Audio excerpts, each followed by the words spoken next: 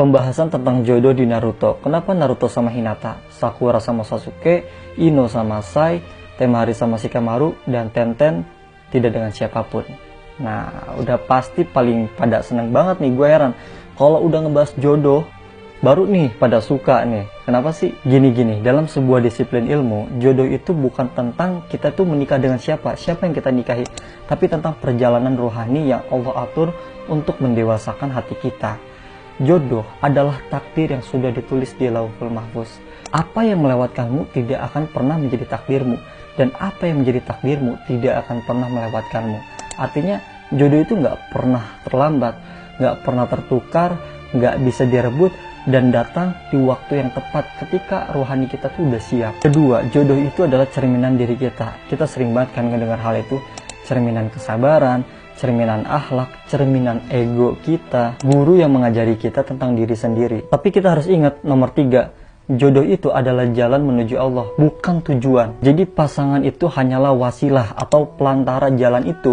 Ada yang didewasakan dengan pasangan yang lembut, diuji oleh pasangan yang keras, disucikan sabarnya oleh pasangan yang banyak kekurangannya. Semua itu tetap jalan menuju Allah. Dalam pandangan sebuah disiplin ilmu, jodoh itu adalah yang mendekatkan kita kepada Allah, bukan yang sekedar menyenangkan nafsu kita. Nah, terkadang jodoh itu berbentuk ujian, berbentuk luka yang membuat kita tuh jadi jauh lebih kuat, atau bahkan berbentuk ketenangan yang membuat kita tuh jauh lebih bersyukur.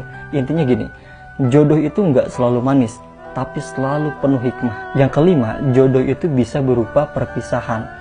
Kadang Allah mempertemukan dua hati itu untuk saling membantu, saling mengobati, atau saling belajar. Dan kalau misalkan tugasnya udah selesai, Allah pisahkan. Artinya nggak semua yang bertahan itu harus dimiliki, atau nggak semua yang pergi itu berarti rugi. Nah, yang keenam, ini dia yang paling dalam. Kita semua menyadari bahwa setiap bayi yang terlahir ke dunia ini, itu lahir dalam keadaan menangis. Karena fitrahnya kita itu menyadari bahwa cinta pertama kita itu adalah Allah.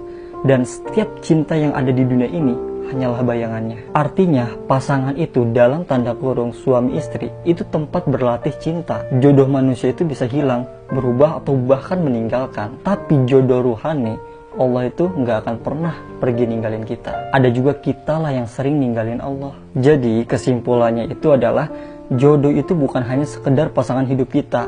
Jodoh adalah siapapun yang Allah hadirkan untuk meningkatkan kedewasaan jiwa, membersihkan hati, dan mendekatkan kita kepadanya. Kadang itu bisa berupa pertemuan, kadang pernikahan, kadang perpisahan, kadang juga pelajaran hidup yang pahit. Semua tuh terjadi